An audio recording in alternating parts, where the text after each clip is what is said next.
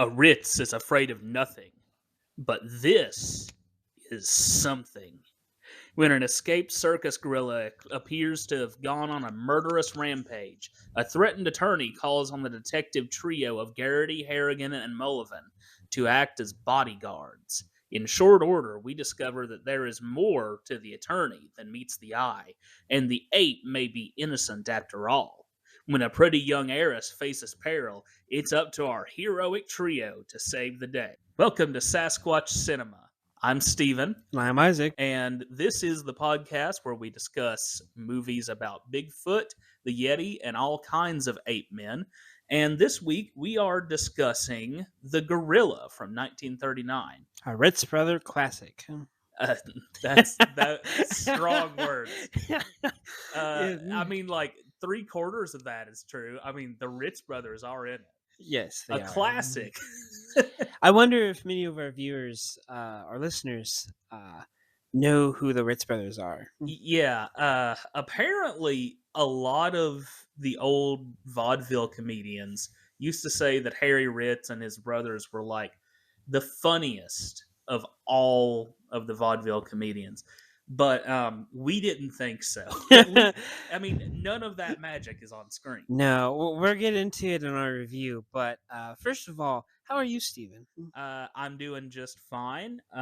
Enjoying hanging out, watching movies about guys in gorilla suits. I'm really excited about that. I think some people have said, John Landis once said that a movie can't be all bad if it's got a guy in a gorilla suit. Yeah, that's true. That's true. So I'm doing pretty well. We just ate some really good pizza from Casey's, not sponsored.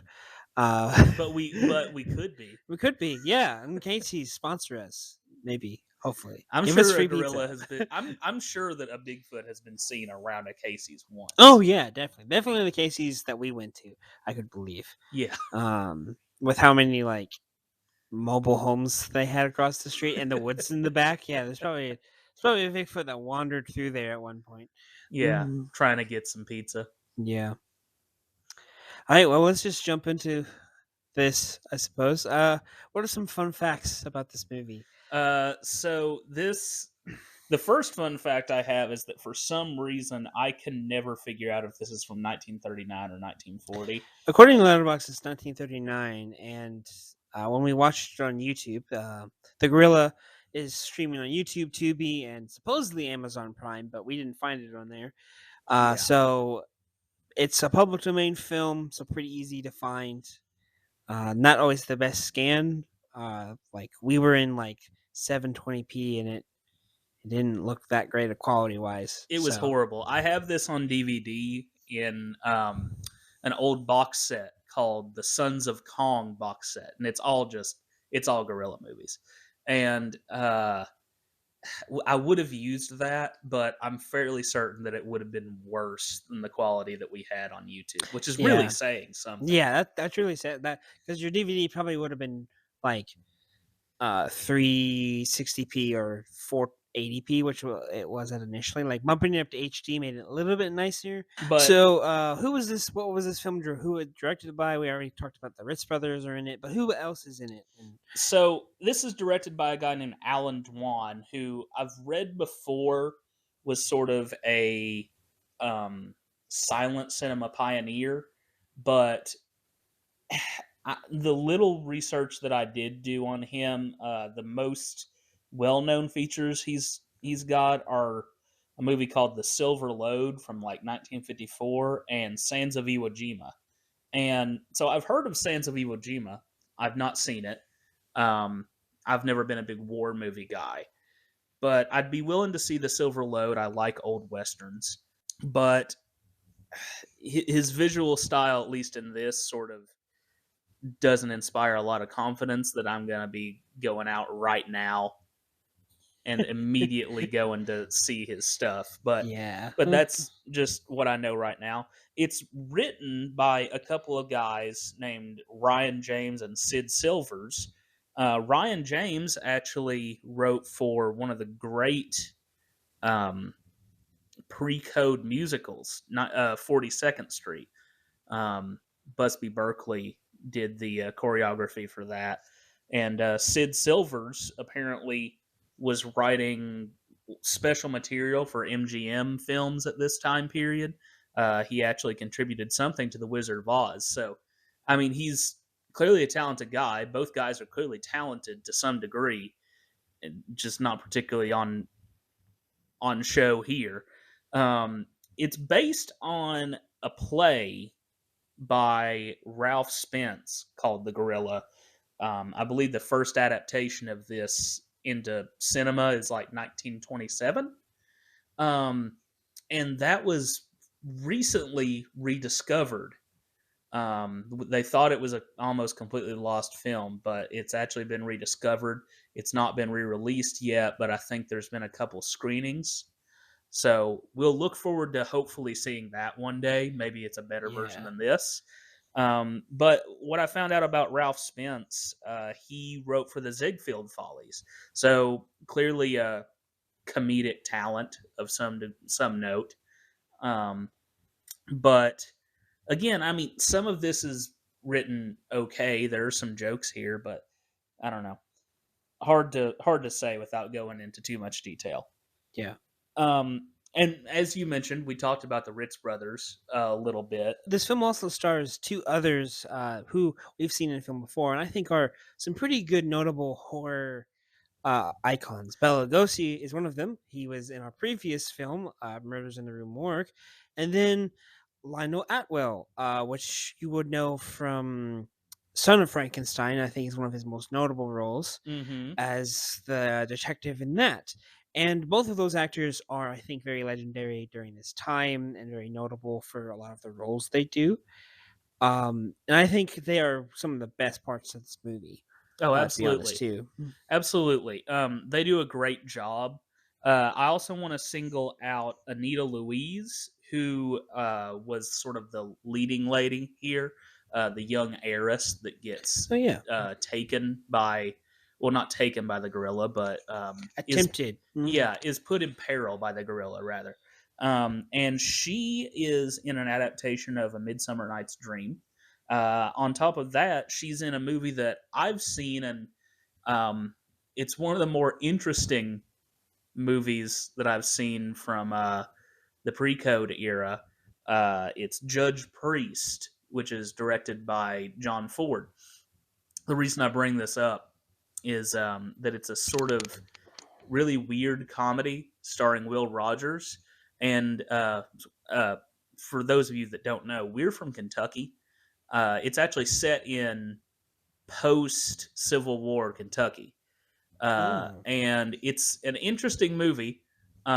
Would probably be considered pretty racist by nowadays standards, but back then was sort of trying to be on the forefront of civil rights Yeah. as much as they could. But this was 1934, so how much on the forefront could you be? But it's an interesting movie, and as far as I remember, she's okay in it. She does fine here. Um, and then let's We see. have another actress who I think is a superstar that we discovered in this film as well. We Mm. loved this lady, Patsy Kelly. Oh, yeah. We thought she was so funny. She outshone everybody. She blew Bela Lugosi off the screen.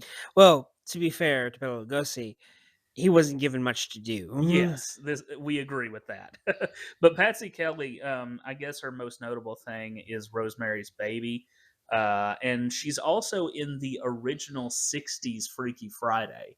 Um, Oh, yeah. I don't know who she plays. It's been forever since I've seen that, but I'm sure she's one to for us to keep watching. It occurs to me that this episode and the last episode we discovered comedic talents that we Yep. didn't know about Mm, before, mhm. and I think if nothing else, like these podcasts serve as an introduction for other people to these really strong comedic talents.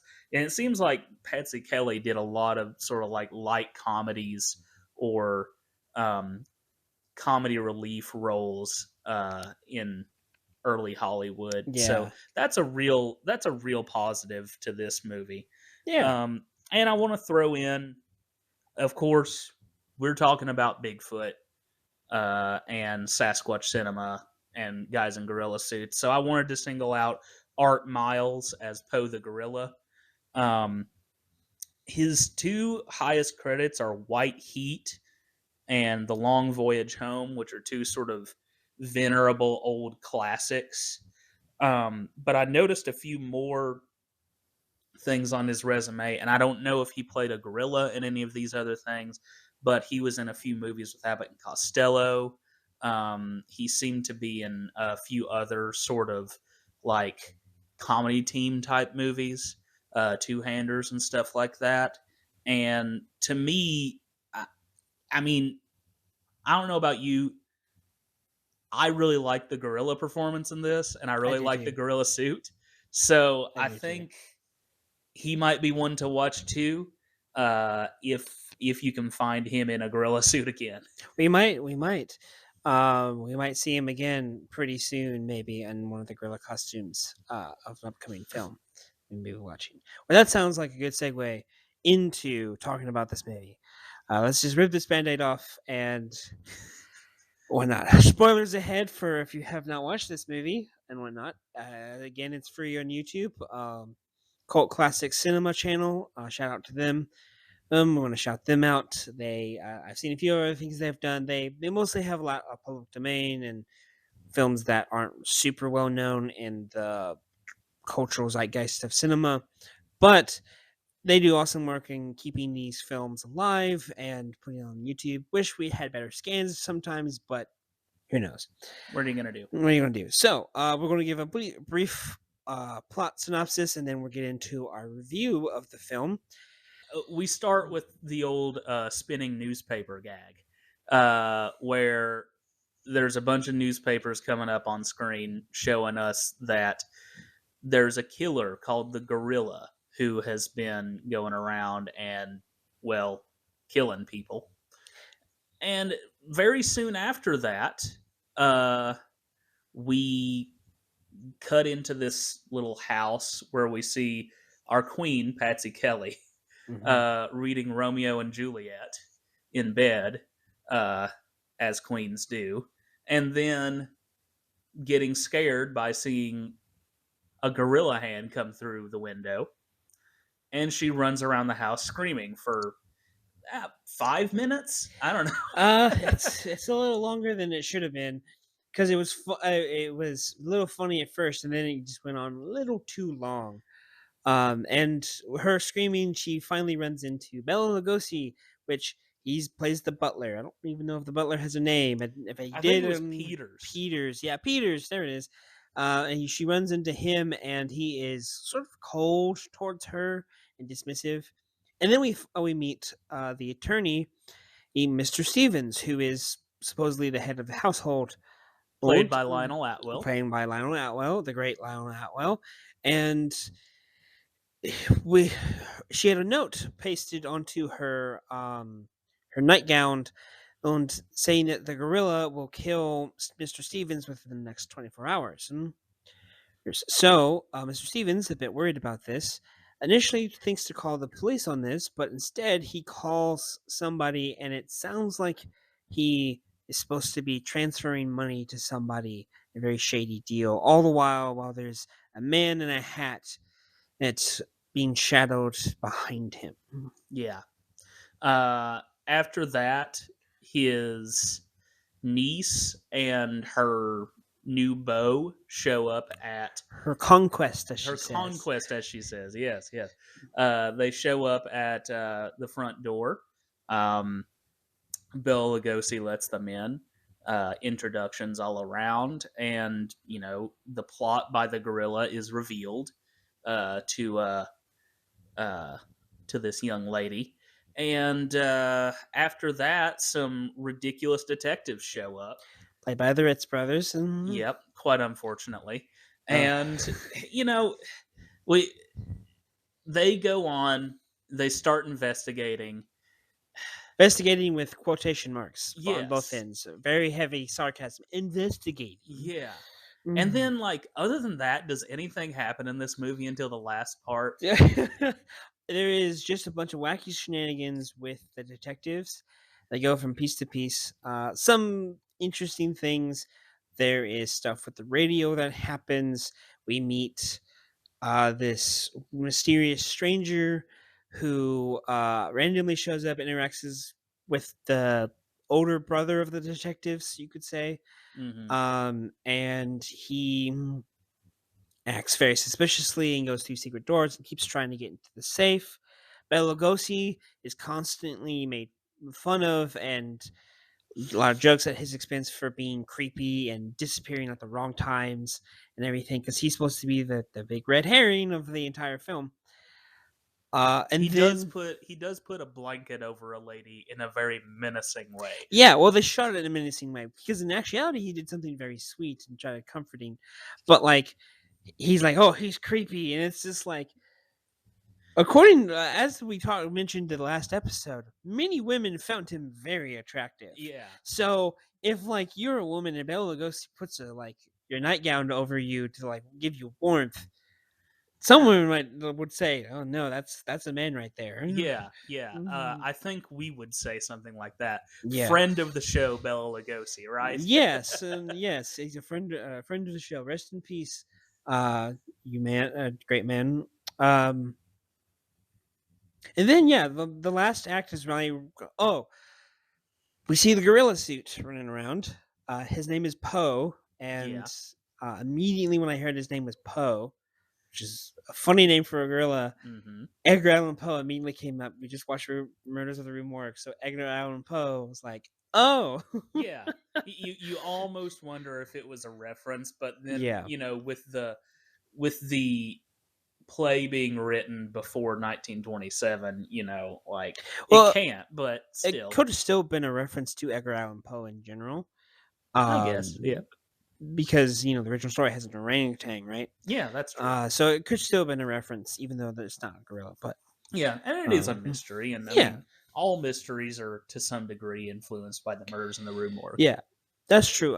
It's also like possible that Poe could have been a different. This that wasn't the name of the gorilla in the original play. They changed it for this film for who knows why. This is true. But because that happens sometimes. But we get to see a fantastic gorilla suit, which the close-ups on it, mm, As good as it gets. it's really good. Like the actor in it does some great eye work.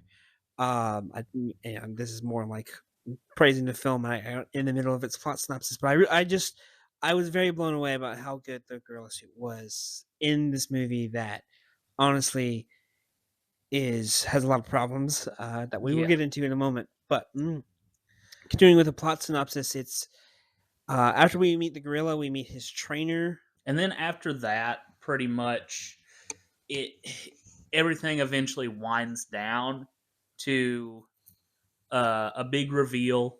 The mysterious fellow that's been around for a while turns out he's the gorilla. Well, first it turns out he was a detective, if trying to solve the case, and points the finger at the gorilla as Mr. Stevens, This is true. Uh, Lionel Atwell's character. Mm. yeah, and we find out eventually that there's a sort of a positive double cross on the part of Lionel Atwell, where it turns out that he wasn't the gorilla, but he set up this whole plan in order to basically catch the gorilla because the gorilla was defrauding their company. Their clients, yeah. Yeah, but also, of course, murdering people. It's a whole thing. Yeah. And like not particularly well described. And it's definitely one of those mysteries that you would not be able to find out simply from the evidence given. I don't know about you, but as soon as initially, uh, when Lionel Atwell's character reveals that he's the head of the estate of his niece, I Hmm. initially thought, oh, he's the gorilla and he's going to try to kill her and steal her money, kind of thing, right? Yeah, And that's what I initially thought. yeah, and I was right there along with you. Yeah, I mean, and it's totally that's probably also part of the like red herring thing as well yeah, because Lionel that's totally in character for something that Atwill as an actor would have done. Like yeah. he's always very creepy that way. So, Yeah. So there's that, and but as soon as the mysterious stranger saw, my two thoughts was he's either the gorilla, actual gorilla, or he is a detective here to solve the case. Because this being a stage play is so evident in this how this film was both filmed and written. I think. hmm Have you ever seen the play The Mousetrap by Agatha Christie? yeah, great play. Fantastic play. It reminded me a lot of that. This reminded me a lot of that. I think Mousetrap was written, I think, sometime after the gorilla, the original gorilla play. I Oh, think, very much after. Yeah. because Agatha Christie's much more like in the 1930s and 40s is when she wrote most of her things, I believe. And I can't remember when she wrote Mousetrap. But Mousetrap's very similar in the fact they're in a house and there's like a murder and stuff like that, and the police detective comes is like one of the house members, like hidden house members. You don't find out until near the end that he's a police detective. Slight spoiler for Mousetrap. If Yeah. if if Mousetrap's playing in your local theater, go watch it. It's fantastic. Oh, a Mm, lot of fun. yeah, a lot of fun, hilarious, and it's a great mystery. It's got a lot of good like it's if you like Agatha Christie mysteries, you will love Mousetrap. Very much so. Yeah. I'm gonna start tearing into this thing because I think we should. Yeah. we've kind of given the plot synopsis a lot, and if we aren't as detailed as Murders in the Rue Morgue, is because there's just not a lot of plot that happens, Yeah. and to some comedies that can be strength. Yeah. Like I think Marx Brothers comedies, there's not always a lot of plot, but the plot is continuously moving. I think Night of the Opera is a great example of a plot is happening hmm and it's moving and it's not necessarily moving because the Marx Brothers are moving it. It's just moving in its natural progression, and the Marx Brothers just have these set pieces and funny scenes with each movement of the plot. hmm This movie doesn't do that, Yeah. and it tries to be Marx Brothers and Three Stooges a lot. Yeah. Well, I made the comment in the middle of the movie, um, seeing sort of how the Ritz brothers were performing things, and the thing that came to mind for me was just, can you imagine how much better this would be with the Three Stooges? Yeah. Because the dynamic is very much Three Stooges. Oh yeah. At least in terms of like, okay, it's three guys, all three of them are, bumbling idiots. The only issue here, and we actually picked up on this from a YouTube comment on uh, the way that we watched the movie, but we actually picked this up from a YouTube comment that the problem though is the Ritz brothers are all the same guy. They're Yeah. all they're all like a loudmouthed idiot. Now, the Three Stooges are also all three loudmouthed idiots, but they have these individualized characteristics, And distinct personalities too. distinct personalities, yes. And, there it's three different types of comedy. They also look different Yeah. too, because even with like the Marx Brothers and the Three Stooges, they all look very distinctly different. Mhm. With the Ritz Brothers, honestly, if all three of them stood by each other, I would probably would not be able to tell you who was who. It's a It's very miracle. It's a difficult. miracle that they were able to keep themselves in the same order. Like, I guess it's Harry is the older guy, and he's sort of Yeah. like right in the middle all the time. They always keep this sort of left, right, center kind of thing Yeah. going. Which, I mean, okay, kudos to them. But the only reason that they have to do that is because they are so generic that you Yeah. can't you can't tell the difference between them. And their costumes are way too similar. hmm Like one's wearing a black trench coat, the other's probably wearing a brown trench coat, but you can't tell it's black and white. The other's wearing a white trench coat. And it's like they're all wearing trench coats. Now I get they're supposed to be detectives, but maybe only have like the middle one wear one, and then the other one wears something different and stuff like that. Like it doesn't. Their characters, their costumes don't tell them apart, and that's just it really brings it down in performance, I think. Oh, for sure, 100%. And we found that the funniest aspect, like there were two. major sources of real comedy here, like in terms of not laughing at the movie, but laughing with the movie. Like the movie is doing it right. We really found two sources. One was Patsy Kelly, which Oh we've yeah. already talked about a little bit, but her performance is just she does kind of what the actress Una O'Connor did in sort of the James Whale horror comedies, Yeah. like that, like Bride of Frankenstein, The Invisible Man, stuff like that.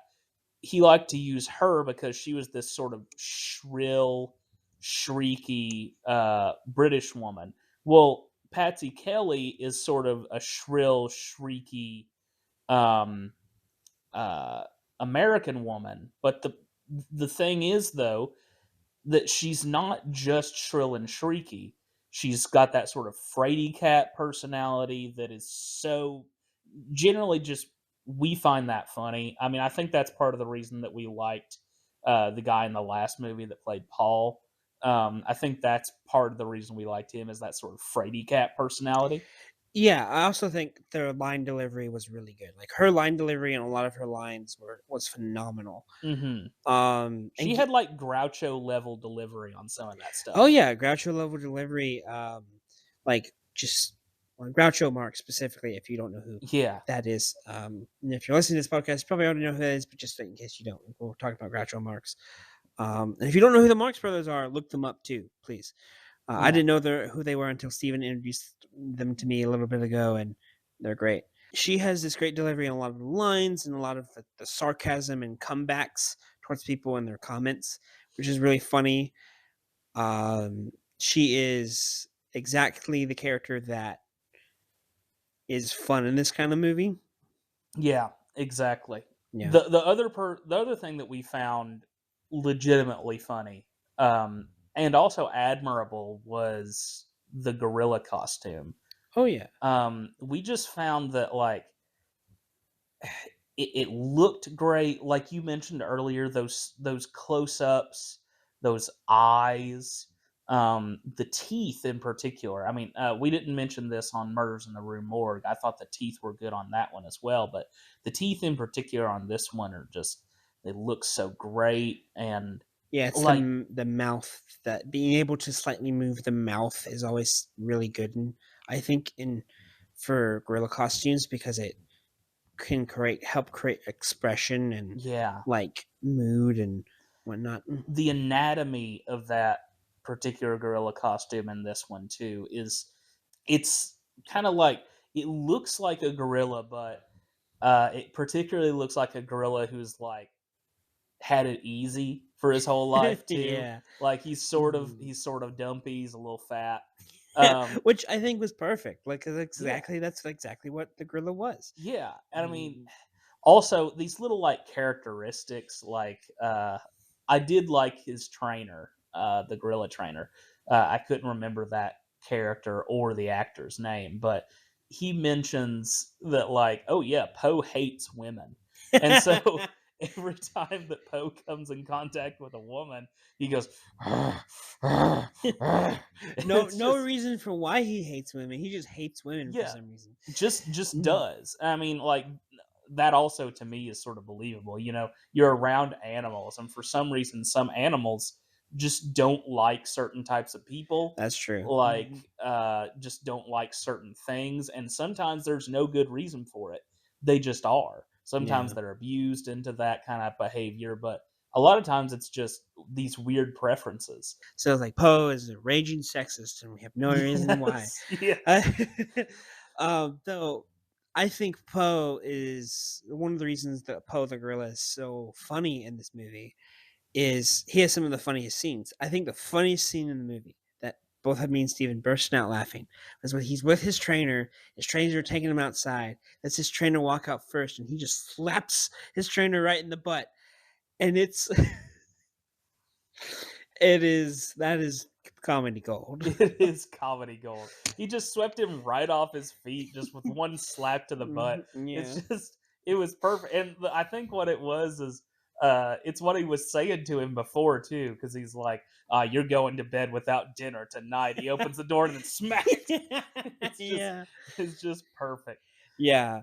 The gorilla and Patsy were the two funniest in the movie, which is a little sad to say that the main trio, the Fritz brothers, who were supposed to be the funniest of the movie, are not that funny. And I think we should also say, like, if there are Ritz Brothers fans out there, I don't think they exist, but if there are Ritz Brothers fans out there, if you are Leonard Maltin or something, and for some reason you hear this podcast, if you are a Ritz Brothers fan, please give us something to recommend them. Like, give us a movie to watch where they're good, because I want to.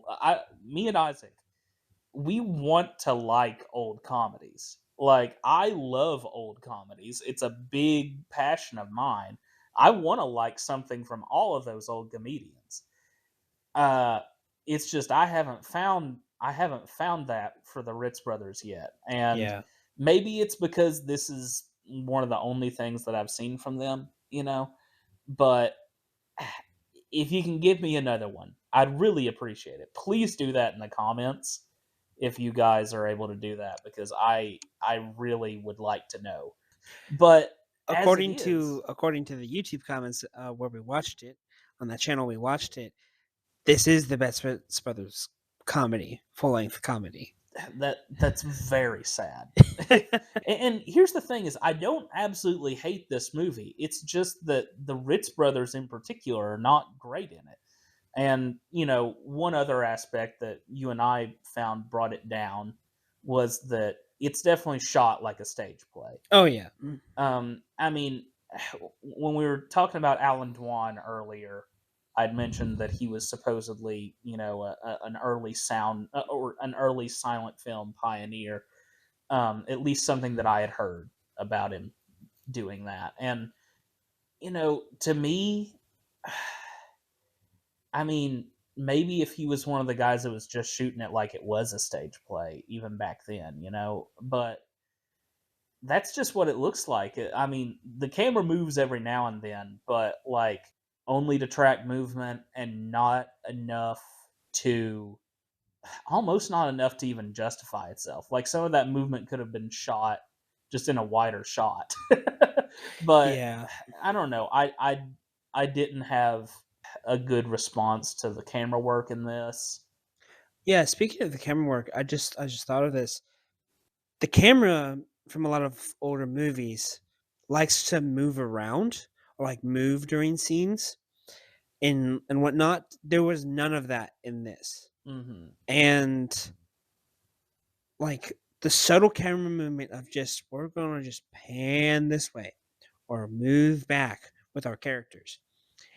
The Marx Brothers, a couple Marx Brothers films have also done this. Like this, they're very simple, just move back. Like as the characters get closer to the screen, the camera moves back a little bit with them, so that they're Hmm. still like in certain framing.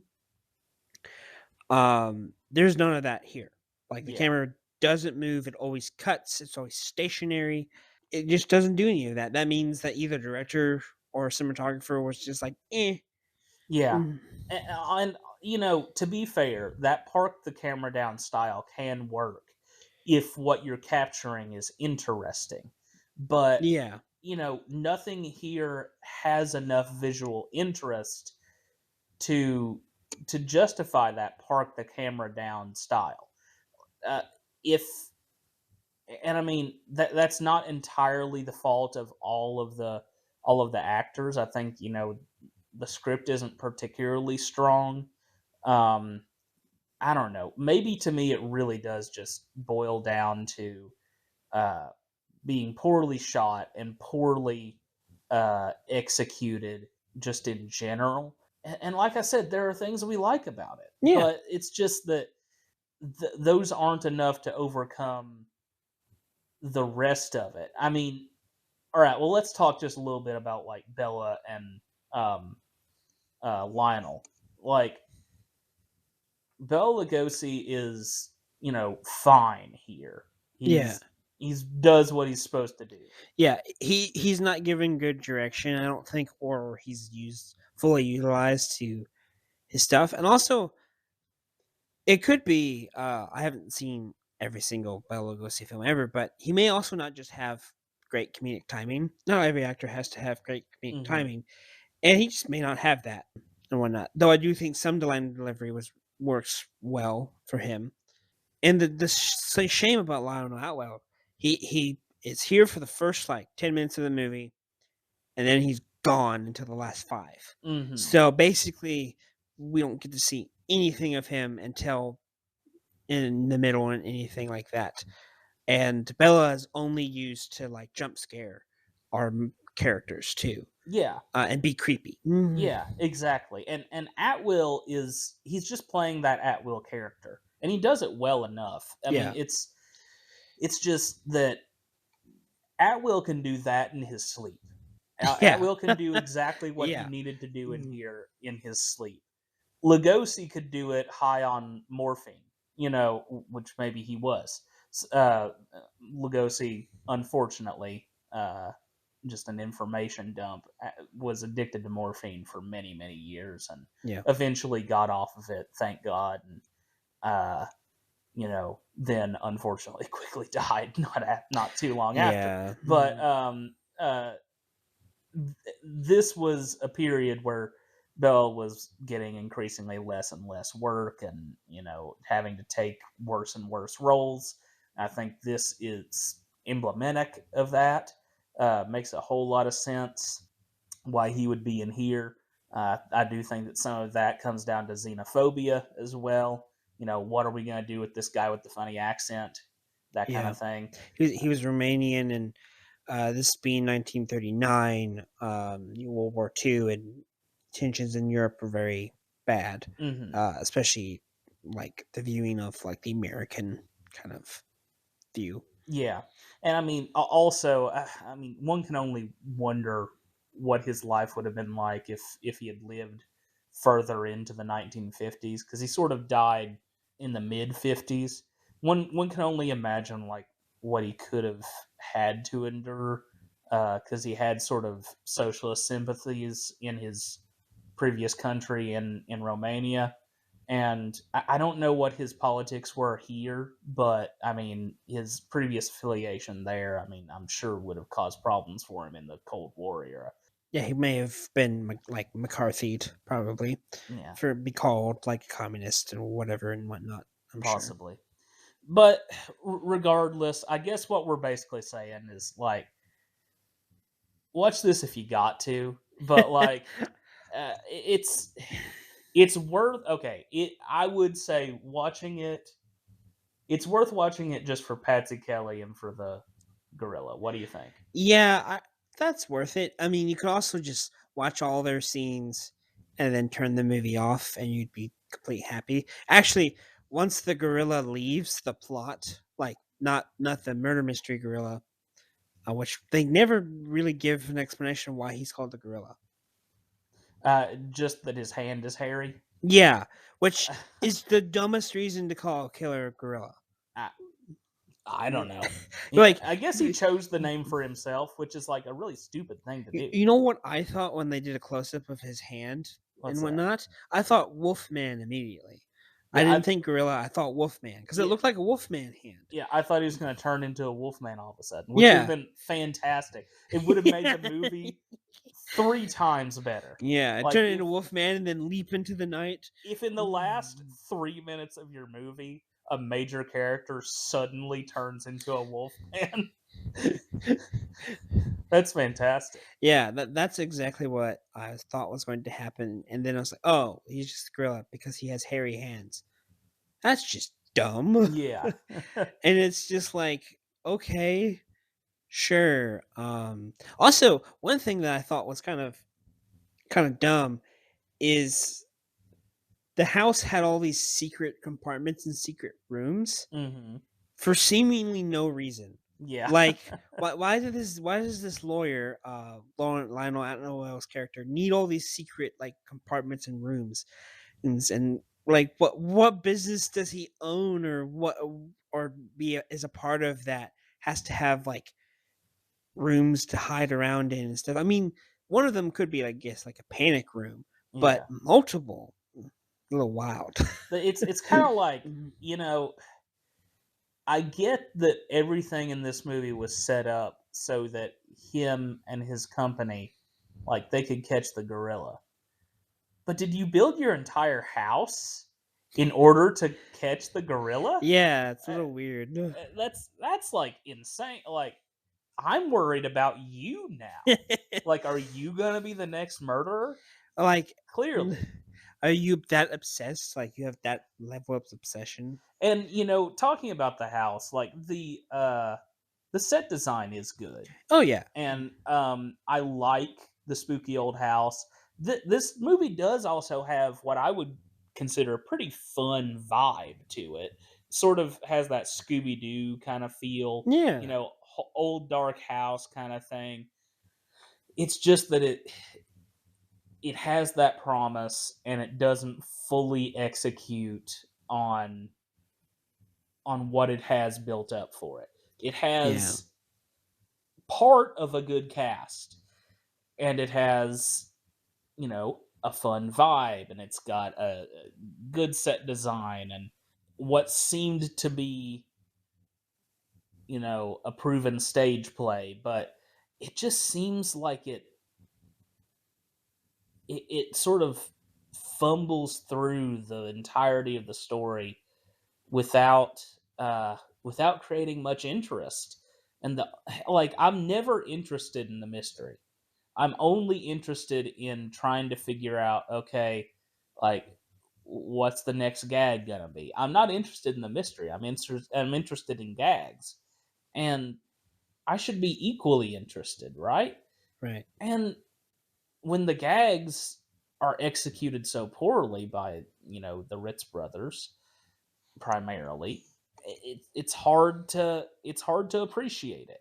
So I don't know. I come out really mixed on this one because I really want to like it, but I don't know if I can fully give it a recommendation. What do you think? I'd straight up say that if you're not into old school comedies, this is not one that will make you want to watch old school comedies. Yeah. It's going to turn you off of them probably. There are a few jokes in here that is just by the Ritz brothers. I'm just like, why did they do that? There's just some jokes in there that aren't good, that don't land. There is a lot of jokes, I think, at Bela Lugosi's expense. Not maybe not personally, but a lot of his character and stuff like that, because is him being such a red herring type character is dumb to me, and it's like, oh, the butler did it, kind of thing. It's Yeah. like that classic mystery cliche, but I don't know, like you can give me bumbling detectives, but there are better bumbling detective stories out there where no, the detective does actually is a little smart in his own right. Like he may be bumbling, but he does have some intelligence. And depending on what kind of story you're trying to tell, if it's supposed to be a good, compelling mystery that the audience is supposed to be really thinking about what's going on and picking up clues, your bumbling detective has to also be able to do that. Columbo and the Pink Panther actually come to mind when it Hmm. comes to bumbling detectives in comedies. Not that Columbo is a comedy, but sometimes it is. Oh, it's a comedy. Columbo's a um, comedy. but you have to have your detective be compelling and bumbling in a way that the audience can believe, okay, this detective is smart sometimes. Yeah. In the Pink Panther, sometimes he is kind of smart. And can be really smart and pick up on clues. But the Ritz brothers, they are not compelling detectives at all. And the movie makes no true explanation for why they're there. Why did this lawyer hire them, or whatever, to protect him? Because that's initially what's given is they were hired to help protect Mr. Stevens, which they already failed to do. Like within 10 minutes of them being in the movie, they failed to protect the main character. And also the Mm, plot being there to capture the gorilla yeah. does not necessitate them being there. No, it doesn't. Actually, they hinder the plot. If you remove them from the movie, everything goes much more smoothly for the mystery and the movie to be solved and protected. Isaac, this feels really mean for me to say, but is this like at least twice as good a movie if there are no no detectives? Like, is this at least twice as good a movie if there are no Ritz brothers in here? You would have to, I think, remove a lot of the comedy out, but I think it's twice better of a movie. And I wonder because I don't think this play was written for them initially. Oh no, it's not for the Ritz It's not for the brothers. Wrist Brothers. I think it was a serious play, but they took it and spoofed it or Well, made a comedy out of I it. think it was supposed to Mm, be a comedic mystery, but like I c- really it feels so bad and so mean to say that like just take the Ritz brothers out of it, put anybody else in, and it makes it better. But like Yeah, that's what it feels like to me if I'm being like critically honest. And yeah, I feel that makes me feel bad because I know that there are people, you know, who are into like the classic comedies like I am that would say, no, the Ritz brothers have value, and they were considered great back in the day, but just here they just really don't work. you know one of the reasons I think they don't work, and we've I think we kind of touched on this before. Like they're all the same character. If you remove two of them out of the equation, and let's say you just keep Harry, the lead detective, the that can be your bumbling detective stumbling through the movie, and you justify it as he was a distraction to distract the the gorilla off of the main detectives, who they never really reveal who the real detectives are, except for at the end of the movie, it's Bela Lugosi and this random other guy Yeah, that I even don't remember his name because that's how forgettable he is. Because he shows up for the movie, is here for a scene, and then disappears and shows up at the end, and yeah. it's just like what? I think, like you said, if you're like a hardcore classic comedy guy, go ahead and watch this. But if you're not, like, this is not going to make you want to watch a bunch more of them. No, If you're a Bela Lugosi completist, you gotta watch it. I'm sorry, yeah, but like only if you're a completist. only if you're a completist, and like there might be worse Bela Lugosi movies out there. I would bet, where he's just not completely underutilized and whatnot. This is not the worst comedy I've ever seen. I can give that credit to this movie. It's not the worst comedy I've ever seen. Mm-hmm. There were things that Mm. we laughed at. Yeah, there was things that the worst thing a comedy can do is not make you laugh, and this one did make me laugh and chuckle a couple times, which is good. So I wouldn't recommend. I don't think I can fully give a full recommendation to this movie. Mainly due to like you gotta kind of like really like old goofball comedies from the 30s specifically. Mm-hmm. You gotta like those, and if you don't really like that subgenre of cinema, you're not gonna like this movie. You're not gonna really have a great time with it. And if you're a Gorilla Suit fan, it's a good Gorilla Suit. And Yeah, if you want to watch it for the good Gorilla Suit, go for it.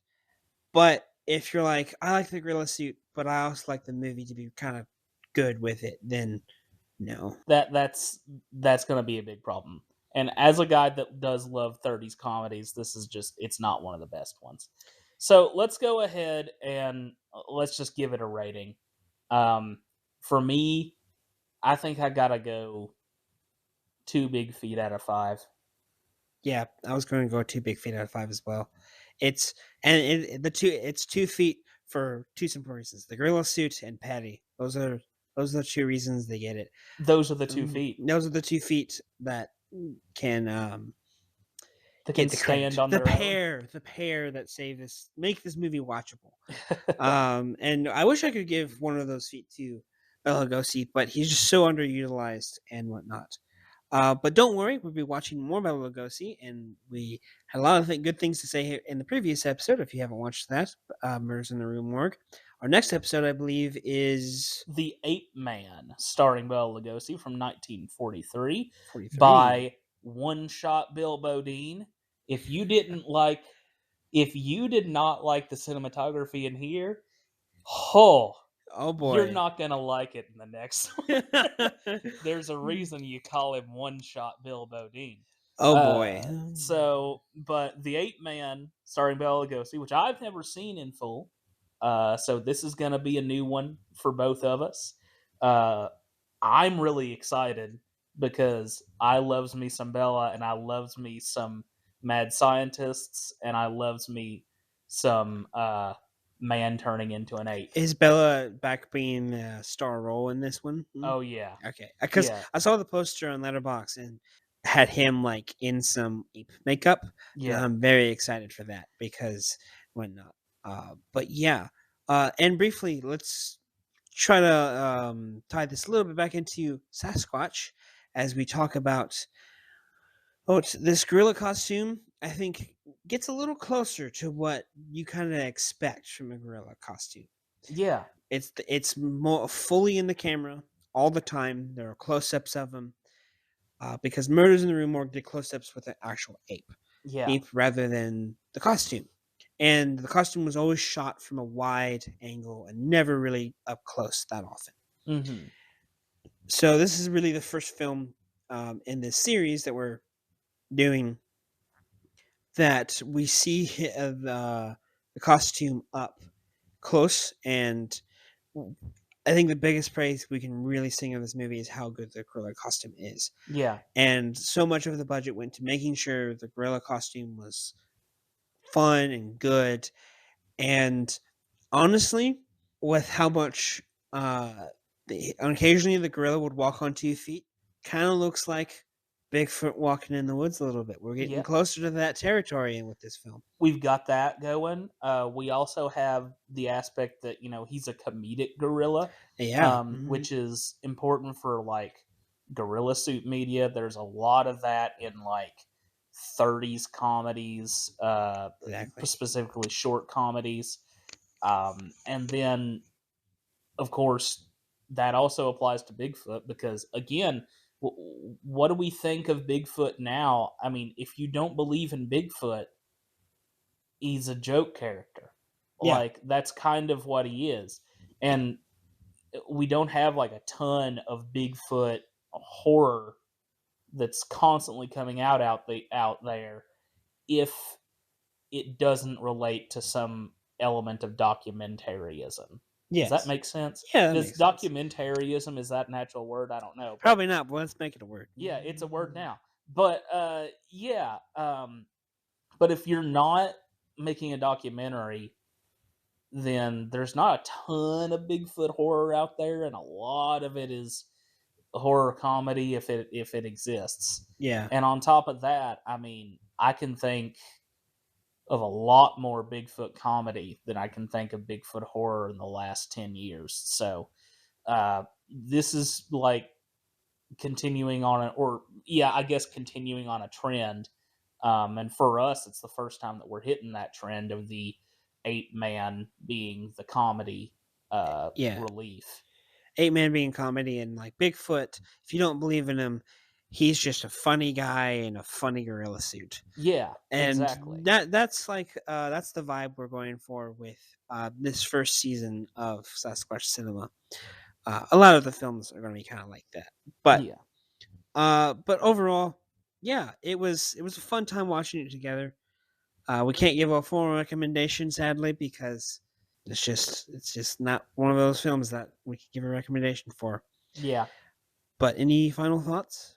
Well, I did just want to ask you, are you convinced that Bigfoot exists yet? I'm still not convinced. It's Okay. still a guy in a gorilla costume. This movie proves that he's just a guy in a gorilla costume. Okay. No further evidence.